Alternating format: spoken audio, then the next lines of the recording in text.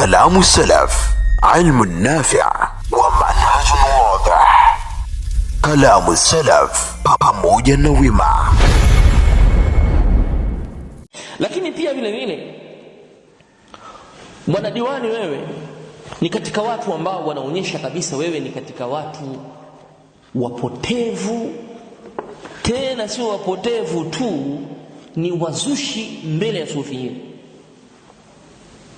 Kwa mujibu kwa kushindwa kufafanua haya, wewe umejivalisha vazi ambalo linakutoa kwenye usufi moja kwa moja. Haya siyasemi mimi kama mimi. Kwenye hichi kitabu Azahiru Riyadh ukurasa wa 204 mpaka ukurasa wa 205 takunukulia baadhi ya maneno ambayo kayazungumza huyu Mahmud Nur ad-Daim, kukuonyesha ya kwamba wewe kwa mujibu wa hivyo ulichokifanya wewe unazingatiwa ni sufi jahilun, ni mjinga, tena ni katika watu wapotevu. Umejibebesha fani ya kududumua na kufafanua mambo ya uwalii, mambo yaliyoandikwa, unajidadavua kusema huo ndo usawa, hali ya kuwa mawali wenyewe hawajayafafanua. Nakupa ukurasa wa 204 kitabu hichi Nuru Azahiru Riyadh ukurasa wa 204, na kusomea kitabu vyenu hivi, sio vitabu vyangu mimi, na kuhukumu kupitia vitabu vyenu. Anasema wa amma almutasawwif aljahil, na ama mtu wa sufi ambaye ni mjinga kama vile Yusufu Diwani na mwenzake wewe, mjahil ajahili kwenye mambo gani? Ay bi awamirillahi wa nawahihi, asiyejua maamrisho ya Allah na makatazo yake. Fa innahu dhallum mudhill, ni mpotevu na ni mwenye kupoteza. Mtume sallallahu alaihi wasallam ameweka utaratibu wa kuomba nyiradi wote huko, ambao sisi tunaamini wama yantiqu anil hawa in huwa illa wahyu yuha.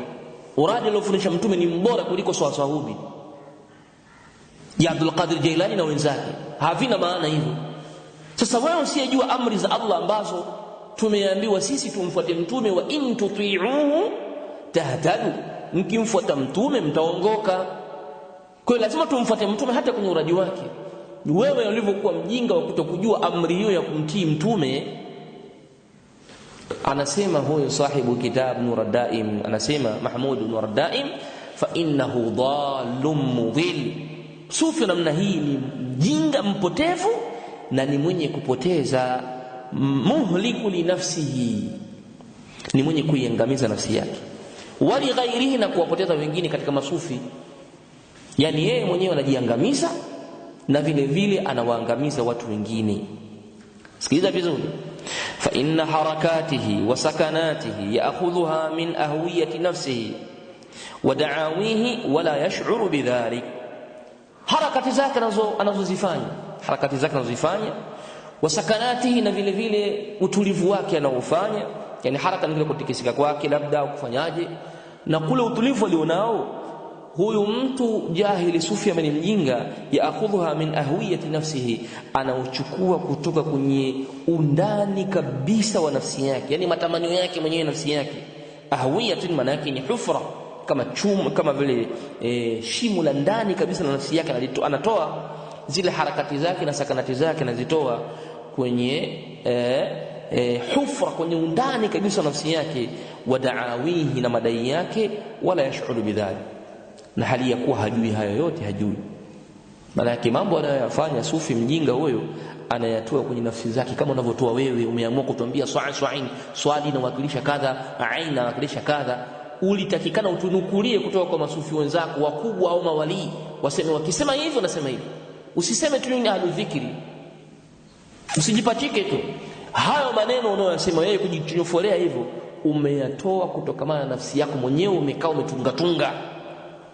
Ukiyaleta tutasema na kweli Yusufu Diwani ameyatoa kwenye vitabu vya kisufi vikubwa, kwamba swa'in inawakilisha kadha, sahubi inawakilisha kadha, na wamesema hivi na hivi na hivi, hii ni Siriani, lugha ya Kisiriani inamaanisha hivi. Ulitakikana useme hivyo, uwarekebishe Waislamu, uwaambie Waislamu huu msemo huu unamaanisha hivi Kisiriani, huu msemo huu kwenye muridi wetu, kwenye tariqa yetu tunamaanisha hivi kwa mujibu wa kitabu hichi na kitabu kile. Sio utoe mirasika kwenye kichwa chako, unaambiwa haya unayatoa kwa madai yako na hali ya kuwa haujui. Akamaliza akasema fayaj'alu alhalala harama, utamkuta huyu sufi mjinga kilichokuwa cha halali anakifanya cha haramu, wal haramu bil aksi, na haramu pia kinyume chake na kwa halali. Aya, wayubaddilu wayughayyiru, utamkuta anabadilisha hasba waridati nafsi, kulingana na mapito ya nafsi yake inavyotaka. Ndio ulivyofanya wewe, unahukumiwa na Nura Daim, wewe ni sufi jahili. Anasema hasba waridati nafsi washaitan ala qalbihi, huyo ni shetani kakaa kwenye moyo wako, ni shetani amekaa kwenye moyo wako, anakuchezea, anakuambia sasa hubi maana yake kadha. Yale maneno hayana maana, labda utuletee vitabu hapa vya kisufi vinavyotafsiri sasa hubi maana yake ndio tutakuelewa, lakini wewe tu jitungie kwamba hii ni aya ya mwisho kaifupisha, sio ni ikhtisari ya nahati. Haiko hivyo ustadi, haipo hivyo. Akamaliza akasema fa huwa summun naqi', sufi mjinga mpuuzi huyu ni sumu yenye kuua, likulli man i'taqadahu, kwa kila atakayemuitakidi, au jalasahu, au atakayekaa naye. Mtu mwenye usufi wa namna hii kama hawa mabwana wawili hawa ni sumu yenye kuua kwa kila mwenye kuitakidi hivyo na kuvisema kama viko sawa, wajua wamekunywa sumu itakayokuja kuwaua, au jalasahu, au akakaa naye, au akakaa nao. Kukaa nao tu tayari unakuharibia itikadi yake. Wa akhadha anhu shay'an min umuri din, na ukachukua kutoka kwa Yusufu Diwani na huyu bwana mambo yako ya dini, wewe unajiua mwenyewe. Nimemaliza, nimekuhukumu kupitia kitabu chako. Bali mwisho kabisa anasema huyu sufi huyu ambaye ni mpotevu, anayetoa mambo kupitia nafsi yake mwenyewe anapojisikia, tunatunga tu bila kurejea kwenye kutubu za kisufi vikubwa kwamba haya maneno haya yanatoka wapi na maanisha nini, au haya hayapo, hayana maana, bila kurudi huko. Anasema katika moja ya tabia zake mbovu, yanhabu amwala alkhalqi, kazi yake ni kuchukua mali za viumbe, kama unavyochukua Yusufu Diwani mali za watu, kama unavyochukua mali za watu za kuwachangania dawa, kuna dua sijui na nini, ujiunge na nini. Ndio hivyo unaambiwa na shehe wako hapa, umezungumza mwanzo, mtangazaji wako azungumza, na wa mwisho pia umezungumza na wewe. Kwa hiyo mna dua tarehe ngapi, mnataka mfanye dua, kwa hiyo bidi mtu wasomee dua bila kuwapa hela, bila kutoa hela, wasomee dua. Haujataja jambo la pesa, lakini utaratibu unaotaka wewe kusema utaratibu wa nini? Unaambiwa huyu sufi dhalum mudhil yanhabu amwal alkhalqi.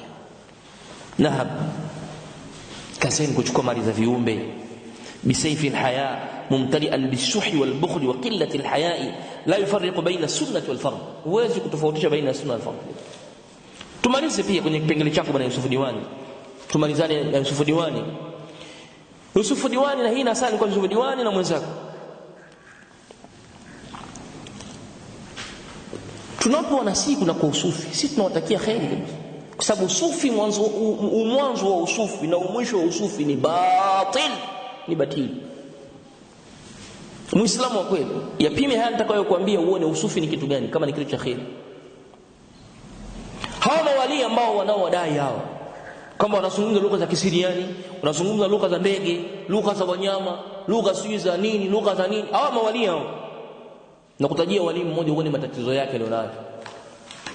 Al-Imam as-Sakhawi, ambaye al-Hafidh as-Sakhawi, mwanafunzi wa Suyuti, kwenye kitabu chake kinachoitwa الضوء اللامع لأهل القرن التاسع، الضوء اللامع لأهل القرن التاسع، huyu al-Imam Sakhawi kwenye kitabu chake hichi ananukuu riwaya ya Taqiyuddin al-Maqrizi, mtu wa tafsiri, mtu wa historia. Al-Maqrizi ni muarrikh, ni mtu wa historia. Mimi nazungumza haya maneno kwa kunukuu, si kukwambia kutoa kitu min ra'si, la, na kunukulia kukuonesha kwamba nyinyi sufiyun mna mengi ambayo muislamu wa kweli aliyejitia yeye ni muridi, yeye sijui ni nani, anatakikana kwa haraka jitoe kabisa kwenye usufi, awe ni muislamu peke yake, muislamu wa kweli wa kufuata Qur'ani na Sunna. Maqrizi anasema hivi, sikiliza vizuri kabisa bwana Diwani na muislamu yote aliyekuwa munsif. Maqrisi anasema hivi, dhakara rahimahullah, anataja kwamba Maqrisi kwenye kitabu chake hicho As-Sakhawi anamnukuu Maqrisi, anasema dhakara rahimahullah, alitaja Maqrisi Allah marehemu, anna Sayyid Ahmad al-Badawi, kwamba Ahmad al-Badawi, Sayyid bwana wali Ahmad al-Badawi, ambaye Ahmad al-Badawi mwenye kitabu hichi za Adh-Dhahiru Riyadh anasema, ukipatwa na hamu, stress, matatizo yoyote, wewe sema ya Ahmad al-Tayyib, ya Ahmad al-Badawi. Ukiwaita tu wawili hao, ile stress yako inaondoka, matatizo yako inaondoka yote yale. Ukiwaita watu kwenye hicho kitabu, kawaita hivi, kipo. Sasa anasema huyu Sayyid al-Badawi, huyu Ahmad al-Sayyid al-Badawi, Maqrisi anasema hivi, anna Sayyid Ahmad al-Badawi kashafa auratahu, alifunua utupu wake. Waliwe anayezungumza sahihi, mfano kama wakaa kaubi, alifunua utupu wake baada khutbah al-Jum'a, baada ya khutbah al-Jum'a fi al-masjid. Sikiliza watu shukura, qillatu haya, majitu sio na aibu kabisa. Baada ya swala ya Ijumaa akafungua utupu wake, kama ni dhakari yake kaifungua pale, watu wanaishuhudia pale. Thumma bala ala hasiri almasjid, kisha akakojoa kwenye mkeka wa msikitini. Sufi huyu Ahmad al-Badawi, kaburi lake liko Misri. Ole wako upinge kama haya hapa. Sufi huyu, hakuna salafi hata mmoja anafanya upuuzi namna hii. Ala hasiri almasjid, akakojoa kwenye mkeka wa msikitini, kama zuria lile au kama kapeti letu msikitini mwetu, kwenye mikeka yetu, bila aibu wala haya, akatia kojo pale mbele ya msikiti, kikojozi. Thumma wada'a ra'sahu fi tawqihi, kisha akaweka kichwa chake kwenye alikuwa amevaa, au kama ni kitambaa kile cha mduara au chochote cha mduara alichokuwa amekiweka kwenye shingo lake, akaweka kichwa chake pale. Walam yusalli ma'a an-nasi salat al-Jum'a, na hakuweza kuswali pamoja na watu swala ya Ijumaa. Huyo kaondoka zake. Huyo nyinyi masufi ndio mnamfungia safari kwenda kumuomba na kumtaka msaada pale kwenye makaburi lake nchini Misri. Kikojozi, mtu asiyekuwa na aibu na haya. Ameyataja Maqrisi, wala simtaja mimi. Sakhawi nikayanukuu kwenye kitabu chake Ad-Daw'ul Lami' li ahli al-qarn at-tasi'. Nenda kaangalia, yapo hayapo, na kunukulia kwenye kitabu chenu. Huyu wali anayekojoa mbele za watu na mfunua utupu wake, aje atuletee uradi wa sa'sa'in na sa'sa'in tu, kubalie kivipi? La haya lahu. Na Mtume akatwambia katika hadithi yake mashuhuri, ikiwa hautokuwa na aibu, idha lam tastahi fasna ma shi'ta, fanya ukitaka. Ndo hichi, hawana haya kabisa. Bado utakupa kingine tena, kuonyesha wa mawali ni watu wa hovyo, na wali wao ni wali wa shaitani, sio wali wa Allah subhanahu wa ta'ala. Na wengine mnawasingizia, wala hawana hao wali wa namna hii, kama vile Sheikh Abdul Qadir Jilani, wala hana hayo mambo kabisa rahimahullah, alhamdulillah.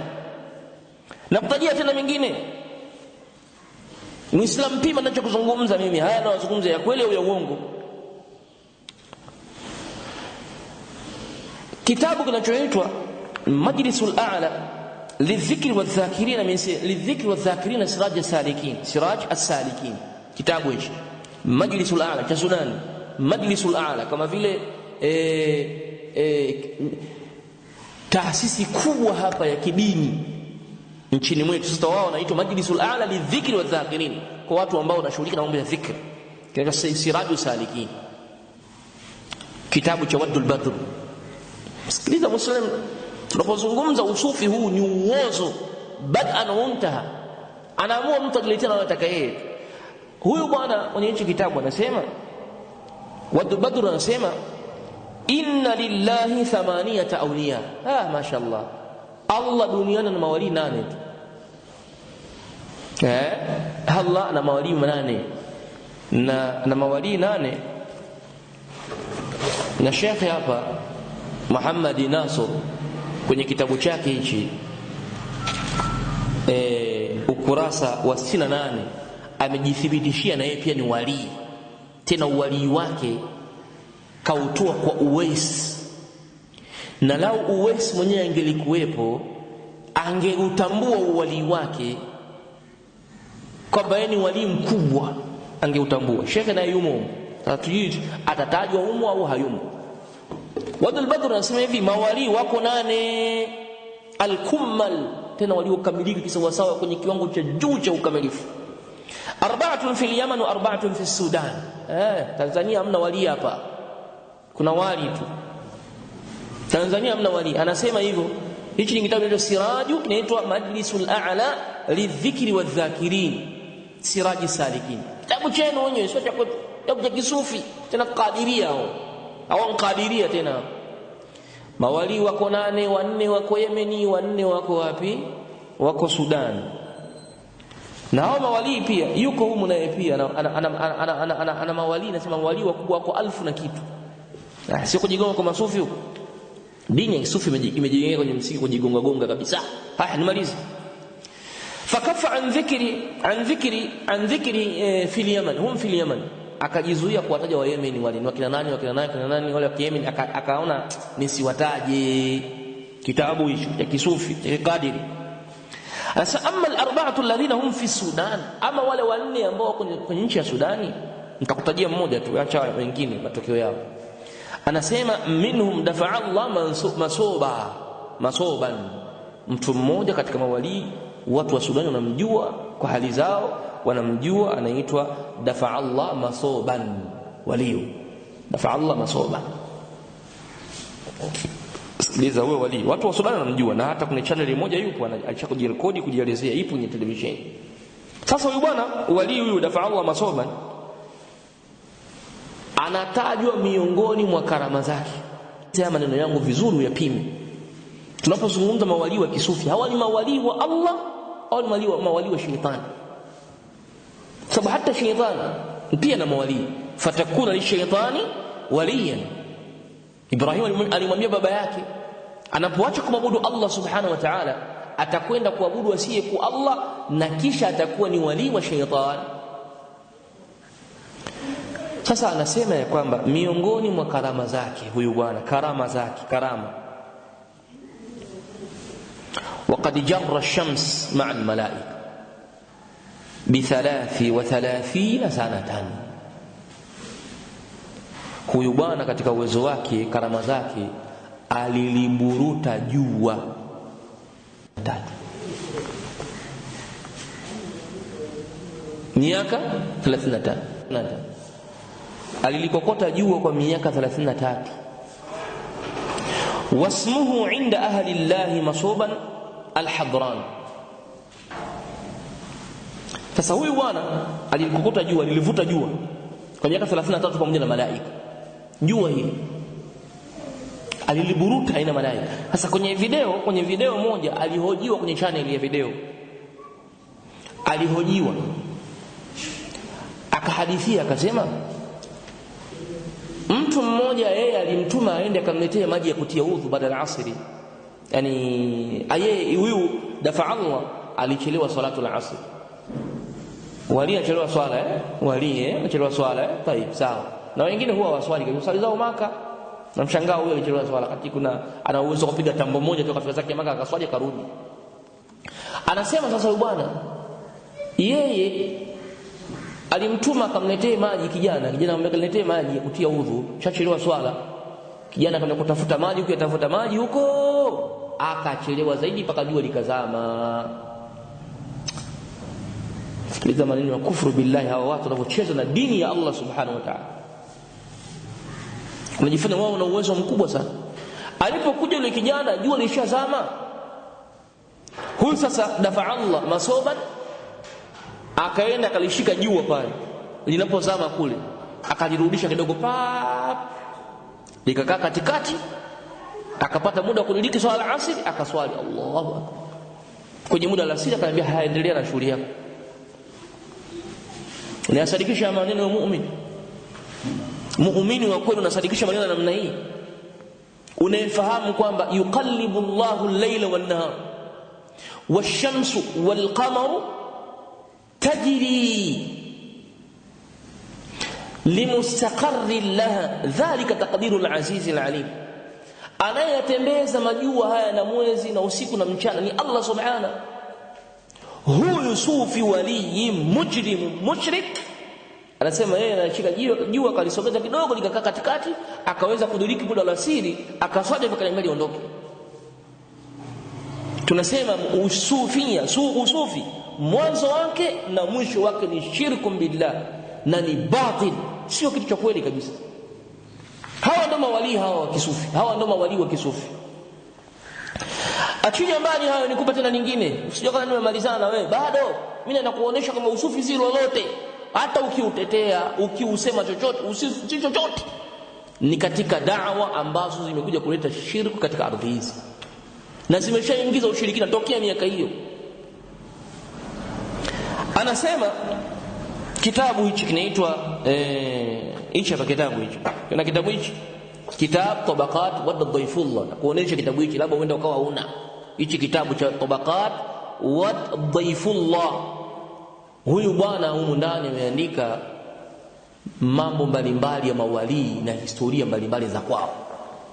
Humu kaandika humu ndani. Na kinasomeshwa na jamia kama Durman au wapi, kinasomeshwa kitabu hichi Sudan. Na watu wanafanyia mitihani na wanafanyia hafla, sherehe kabisa ya kitabu hichi, wanafanyia sherehe kitabu hichi. Sasa huyo aliandika kitabu ni sufi. Nisikilize ninachosema. Anasema na haya maneno yaliyomo humu ndani, na mimi nimeyanukuu nimetoka na ndiko Dar es Salaam yako humu ndani humu. Lakini baadhi ya chapa wameyafuta haya maneno kwa sababu ni maneno yamejaa uovu wa hali ya juu. Yaani tena uongo, sio uovu na uongo. Baadhi ya chapa ukizitoa kwenye internet unakuta ule mukaddima wa mwanzo uliokusudiwa haupo, wameacha vipengele vichache tu. Sasa yachukua maneno yetu, haya maneno haya, na uyachukua maneno yetu sisi tunayozungumza kuna kumwahidi Allah subhanahu, na kunako mashekhe zetu na maulama wetu, ndivyo wanavyofanya masufi kwenye kuwatetea mawali wao na mashekhe zao. Sikiliza vizuri.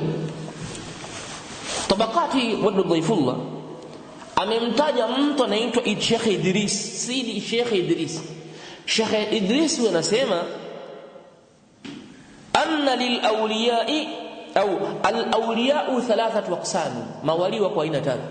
Wamegawanyika sehemu hizi tatu mawali.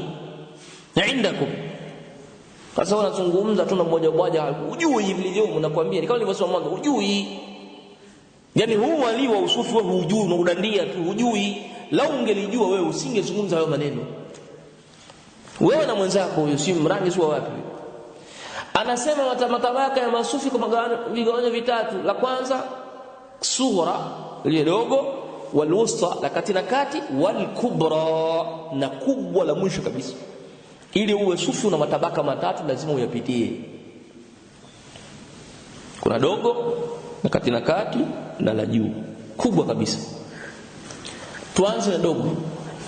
Fasughra, tabaka dogo tu, ili mtu awe amefikia na tabaka dogo, ayatiru fil hawa, wapae kwenye anga para, kama vile kama nzige wanapaa papa hao. Basi ndio vipi unapaa? Njoo Dodoma pa uje tukuone. Na wewe unani njoo pa tuonane hapa uje tukuone. Au hapo ulipopaa.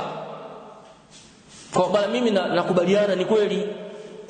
Tunaweza tukapaa sisi pa.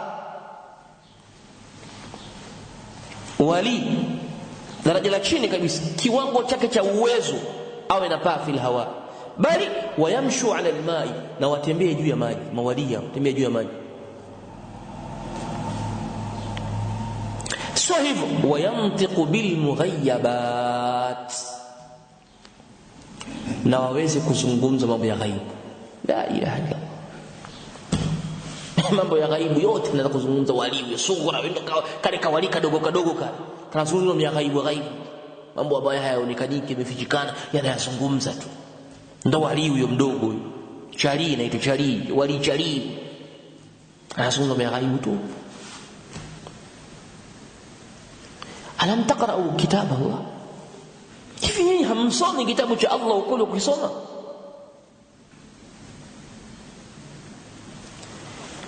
Maneno ya Mola wetu subhanahu wa ta'ala yamethibitisha ghaibu, hakuna anayejua zaidi ya Allah tabaraka wa ta'ala. Qala Allah ta'ala, qul la ya'lamu man fi samawati wal ardi al ghaiba illa Allah wama yash'uruna ayyana yub'athun. Sema Muhammad, hajui yaliyomo ndani ya ardhi, ndani ya mbingu na yaliyomo kwenye ardhi yoyote, mambo ya ghaibu, isipokuwa Allah subhanahu wa ta'ala. Allah subhanahu pekee yake na mwenye ilmu al-ghaib. Hata manabii hawajui ghaibu, sembuse hao mawali, manabii wenyewe hawajui ghaibu. Mtume sallallahu alaihi wasallam anasema, qul inni la amliku li nafsi naf'an wala darra, kisha akasema walau kuntu a'lamu al-ghaiba mastakthartu min al-khair wa ma massani as-su. Mtume anasema hivyo, lau ningelikuwa najua ghaibu mimi lastakthartu min al-khair, ningekithirisha sana kutenda matendo ya khairi sana, wa ma massani as-su, na hakuna baya lolote lingenipata. Hapo nakupa sehemu ndogo tu, ninazo aya nyingi za Nabiiullah Nuhu, za Nabiiullah Adam, za Nabiiullah Ibrahim na za manabii wote kwa ujumla wao wakithibitisha, hata Isa mwana Maryam wakithibitisha wajua ilmu al-ghaib. Anakuja darueshi mmoja kinachopaa juu ya anga, kinasema kinaweza kuzungumza mambo ya ghaib, kinazungumza, kinajua ilmu al-ghaib. Huyu ndo wali mdogo. Kwa hiyo hawa nao, serikali hii kutafuta watu wanaotembea tembea angani, wala isihangaike. Inawezekana paka inabidi itungwe bungeni sheria ya barabara za angani, maana yake shangaa ndege zikagonga watu, paka pana ajali, watu wanagongo. Mbona hatuoni mnapita huko juu? Mbona hatuoni mkipita? Au labda tuone walimu mmoja kapita pap, mbona hatuoni? Daraja dogo la usufi la wali tawaka la chini kabisa aweze kupaa angani na atembee juu ya maji. Mbona mnapanda mapantoni Dar es Salaam? Mbona maferi mnapanda? Mbona mameli mnapanda? Wenyewe si mawaliwe.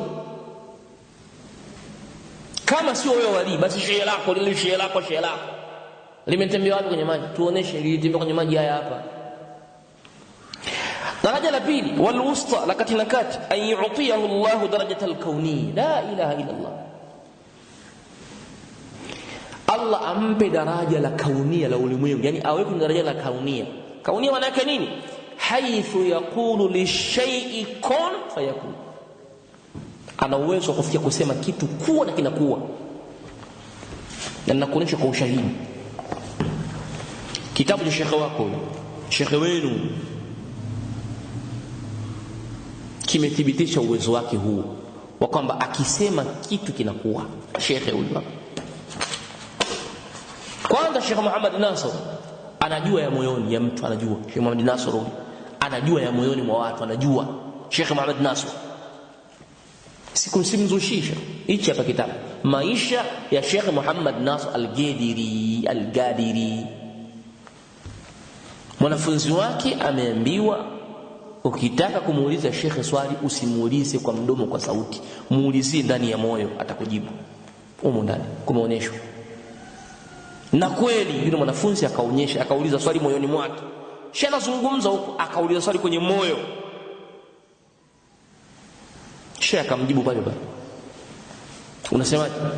Alimul ghaibi fala yudhiru ala ghaibihi ahada, yaliyofichikana, ya'lamu saraira al-khalq man, anayejua siri za viumbe za ndani kabisa ni nani? Na siku ya kiyama atakayezitoa siri za moyoni za watu ni nani? Allah subhanahu.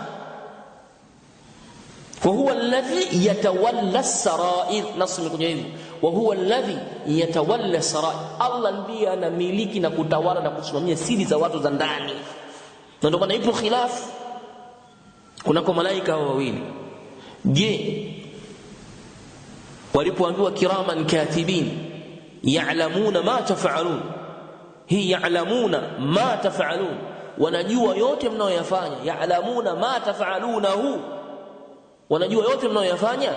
Ma hii mausulia, maana yake imekusanya vyote. Je, mpaka moyoni wanayajua yanayozungumzwa kwenye nyoyo? Khilafu baina ahli tafsir, iko tafsiri hiyo ni khilafu. Nenda kwa Imam Baghawi utakutana na hayo mambo, na kaulu rajih moyoni huko anasimamia Allah peke yake. Wao wanaandika wanayoyatenda ya wazi ya nje tu, ya huku anasimamia Allah. Ndio kwa nini? Sababu ndiye ambaye yatawalla sarair. Sheikh anajua ya moyoni. Njoo pia vile vile Sheikh ndani ya kitabu hichi amethibitisha kwamba amemtuma mwanafunzi wake kwenye safari yao ya kwenda Mlandizi. Amemtuma yule mwanafunzi wake aende akaliambie bomba lililo katika maji muda mrefu, Sheikh amekutuma utoe maji mengi ili watu wafanye ibada na waswali. Kaliambie, kushaliambia hivyo